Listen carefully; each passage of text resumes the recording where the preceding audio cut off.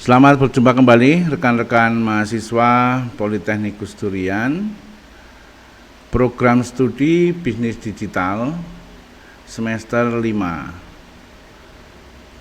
Pada kesempatan kuliah kali ini, kita akan kuliah mata kuliah Startup Company dengan topik pembahasan adalah pemilihan produk dan metode pemasaran online.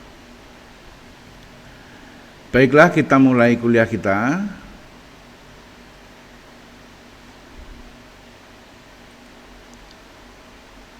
Produk merupakan bagian terpenting dari bisnis, sehingga produk yang akan dijual harus istimewa di hadapan konsumen.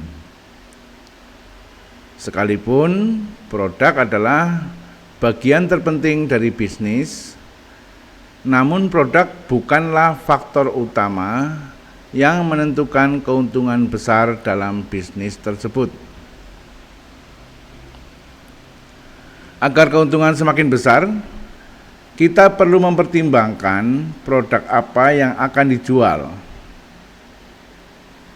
Semakin banyak orang yang tertarik dan membutuhkan produk kita, maka semakin banyak pula produk tersebut terjual kepada konsumen.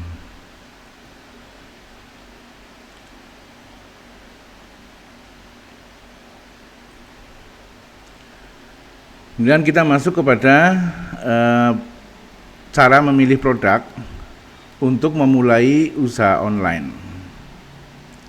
Berikut akan kita bahas beberapa cara yang paling banyak dilakukan oleh para pelaku usaha online. Yang pertama adalah memilih produk yang tidak ada di pasar offline. Dengan menjual produk yang tidak ada atau yang tidak dijual di pasar offline, yaitu pasar tradisional atau pasar konvensional, pelanggan akan lebih tertarik karena mereka dapat membeli produk dengan mudah tanpa harus pergi keluar untuk mencari produk yang susah dicari di pasar offline. Itu cara yang pertama. Yang kedua adalah memilih produk yang menarik. Konsumen tidak akan membeli produk baru jika penyajiannya tidak menarik. Sekalipun produk tersebut kualitasnya sangat bagus. Namun bila penyajiannya tidak menarik, tentu konsumen juga malas membelinya. Ya, jadi cara yang kedua adalah harus memilih produk yang menarik. Artinya menarik baik dari sisi kemasan, fungsinya maupun harganya. Sebisa mungkin saat membuat atau memilih produk, kita harus memperhatikan kemasannya. Semakin menarik kemasan produk tersebut, maka semakin mudah kita untuk menjualnya, karena banyak orang yang tertarik dengan produk tersebut. Memang konsumen biasanya awal dilihat adalah kemasannya dulu. Kalau kemasannya sudah menarik, dia baru akan melihat hal-hal lain seperti fungsinya, kemudian yang terakhir adalah harganya berapa, kan seperti itu.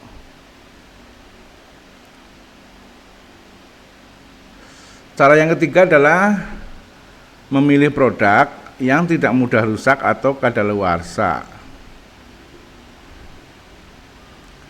Usahakan memilih produk yang akan kita jual itu bukan produk yang mudah rusak dan kadaluarsanya cepat. Ya, contohnya makanan dan barang pecah belah. Untuk pemilihan produk makanan, kita bisa memilih jenis makanan frozen food. Makanan frozen food merupakan makanan yang dibekukan agar makanan tersebut awet dan bisa dikonsumsi dengan jangka waktu yang cukup lama. Atau juga makanan-makanan yang kering ya, makanan yang sudah siap saji atau siap makan tapi yang kering. Cara berikutnya adalah produk yang banyak diminati masyarakat.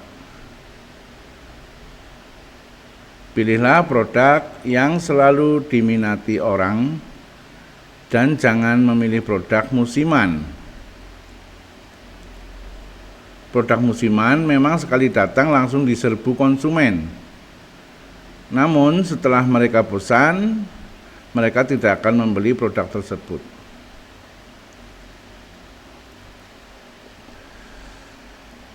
Cara berikutnya adalah biaya produksi kecil. Untuk memilih produk yang akan dijual, maka pilihlah produk yang biaya produksinya kecil. Namun, produk tersebut cukup banyak diminati konsumen. Dengan biaya yang kecil, kita bisa mendapatkan keuntungan maksimal. Namun, sekalipun kita mengeluarkan biaya yang kecil, kualitas produk tetap harus dijaga untuk kepuasan konsumen.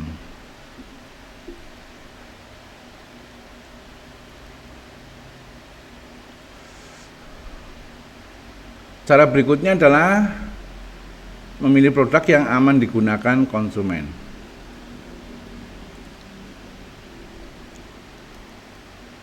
Sebagai penjual, kita juga harus mempertimbangkan faktor keselamatan konsumen.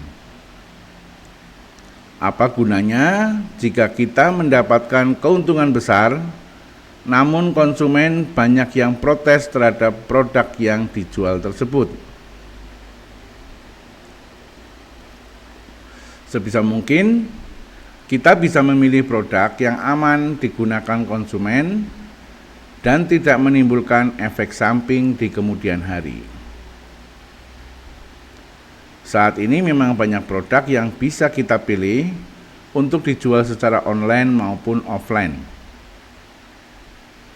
Contohnya, jika memilih untuk menjual produk kecantikan atau obat, pilihlah yang aman dan berasal dari herbal.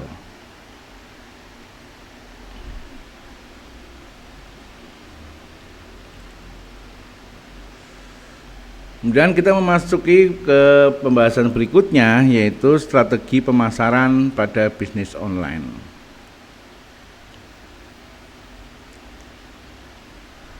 Yang pertama, strateginya adalah menentukan jenis media sosial yang akan digunakan.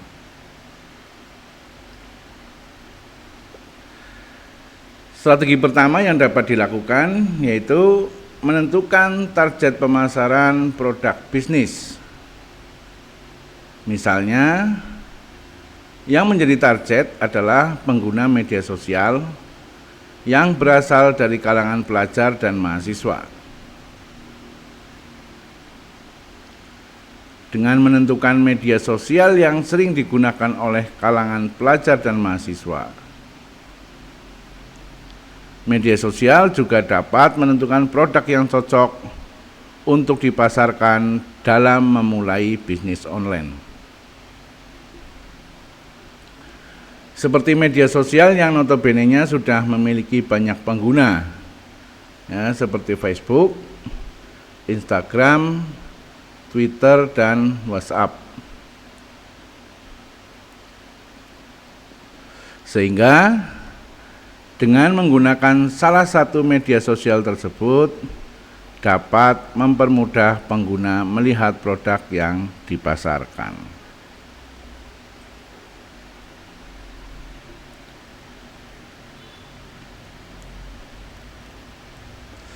Strategi kedua adalah membuat akun media sosial. Jika target pasar memiliki demografi di luar kota, maka Facebook menjadi salah satu pilihan media sosial yang dapat digunakan untuk membuat akun bisnis online.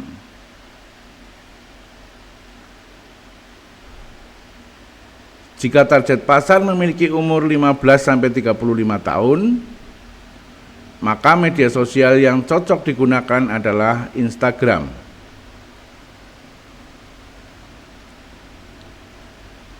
Jika target pasar lebih senang berkomunikasi dengan menggunakan pesan, maka media sosial yang baik digunakan adalah WhatsApp. Sebab WhatsApp lebih banyak digunakan oleh semua kalangan, sehingga promosi bisa dilakukan lewat template dan menyebarkannya lewat status WhatsApp.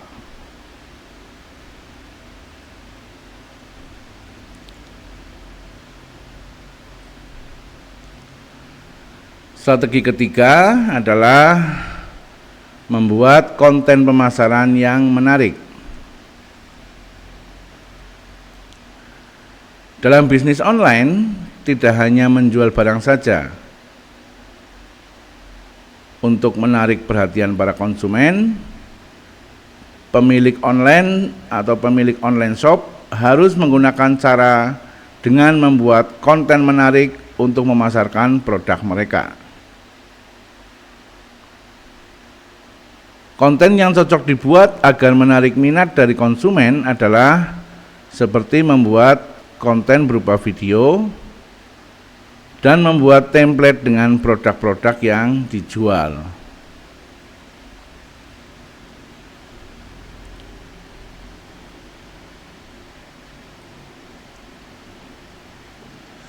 Strategi keempat adalah menyajikan foto dari produk yang menarik. Membuat sebuah foto yang menarik sehingga tanpa adanya tulisan apapun, foto yang dibuat dan diciptakan seakan mampu berbicara sendiri dari refleksi gambar yang ditampilkan. Karena foto merupakan sebuah aset penting di era digital saat ini.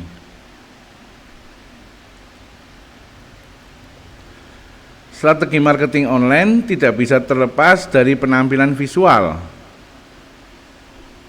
Oleh karena itu, menyajikan foto atau video produk dalam bentuk paling menarik menjadi sebuah kewajiban atau suatu keharusan.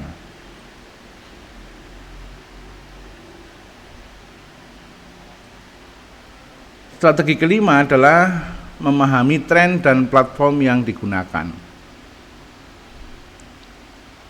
Menjadi seorang pebisnis artinya kita harus selalu update dan mengikuti tren yang ada.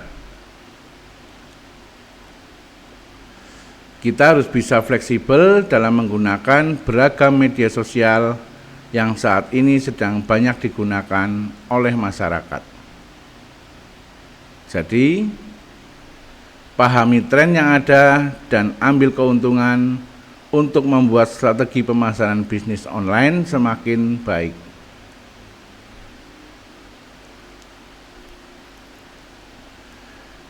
Strategi keenam adalah memiliki target sebagai landasan awal. Dalam bisnis, target pemasaran menjadi salah satu hal yang penting untuk diperhatikan. Strategi pemasaran bisnis online ini dilakukan karena tidak semua orang menginginkan atau membutuhkan produk yang dijual.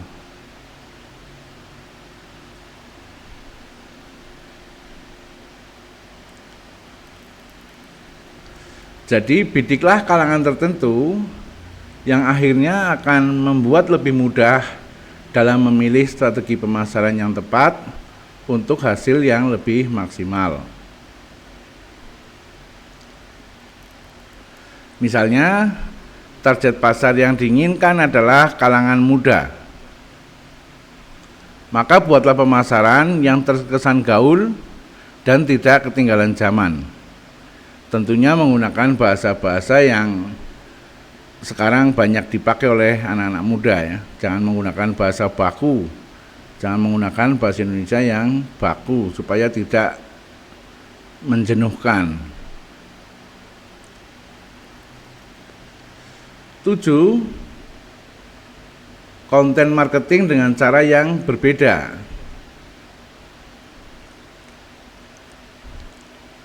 Pakar strategi marketing mengatakan bahwa konten marketing dapat bekerja secara efektif jika dilakukan dengan benar. Namun beberapa brand sepertinya terjebak dengan konten yang selalu sama dari masa ke masa. Konten marketing akan terus berkembang. Berikan hal berbeda pada konten yang ditampilkan. Sebagai contoh, jangan menuliskan detail produk, tapi ceritakan testimonial atau pengalaman konsumen ketika menggunakan produk kita. Nah, ini kalau di beberapa platform sosial media sekarang banyak berseliweran menggunakan tokoh-tokoh ataupun artis-artis yang terkenal untuk menceritakan testimoni penggunaan produk-produk yang kita jual. Strategi ke-8 adalah memanfaatkan buzzword untuk menciptakan efek viral.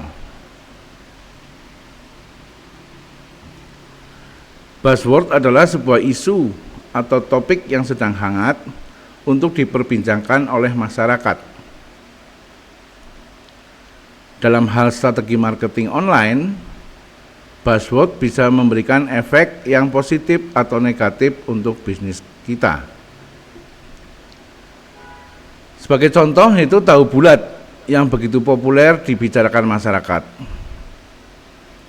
Hal ini mendorong On Games, yaitu studio game asal kota Bandung, untuk membuat sebuah game Android berjudul Tahu Bulat. Hasilnya ternyata di luar dugaan. Game Tahu Bulat berhasil mengalahkan game setingkat Clash of Clans yang selalu menduduki posisi pertama. Ya, itulah strategi pemasaran pada bisnis online yang banyak digunakan. Kemudian strategi ke-9 adalah konsumen lebih menyukai konten visual.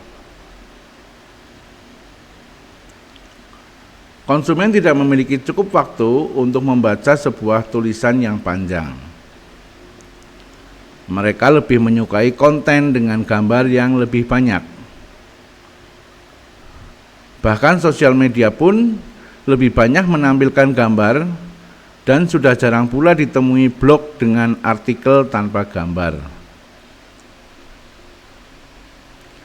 Fakta pun menyebutkan bahwa otak manusia 60.000 kali lebih cepat dalam memproses tampilan visual. Karena itu, sebaiknya mengubah strategi marketing online dengan cara menyajikan konten visual. Beberapa orang mengatakan bahwa setiap 300 kata tulisan harus disertai dengan satu gambar. Namun, tetap perhatikan juga relevansi antara gambar dan tulisan.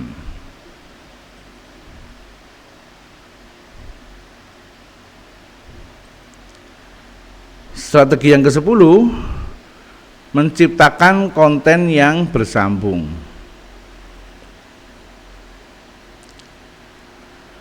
Strategi marketing online yang keempat adalah, atau yang ke-10 maksudnya ya, adalah konten yang bersambung akan menimbulkan rasa penasaran dan keingintahuan yang lebih bagi para audiens. Jika dibandingkan dengan konten biasa, maka konten bersambung juga akan memberikan efek jangka panjang terhadap ingatan konsumen.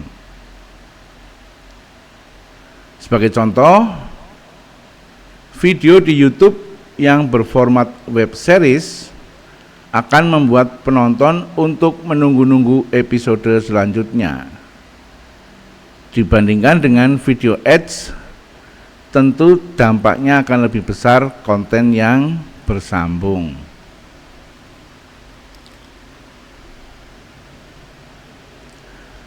Saya kira itu kuliah singkat kita pada kali ini tentang strategi pemasaran di online dan pemilihan produk untuk memulai bisnis online.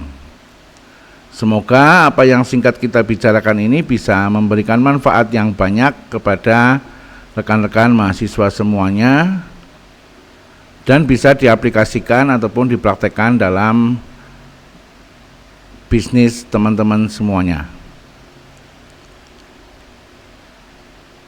Subscribe channel saya bagi yang belum subscribe, kemudian like dan share, bagikan kepada banyak orang, siapa tahu apa yang kita bicarakan meskipun singkat bisa memberikan manfaat kepada banyak orang. Dan berikan komentar kepada mahasiswa Politeknik Gus Durian sebagai bukti kehadiran kuliah. Terima kasih atas perhatiannya. Kita akan bertemu pada kuliah-kuliah kita berikutnya.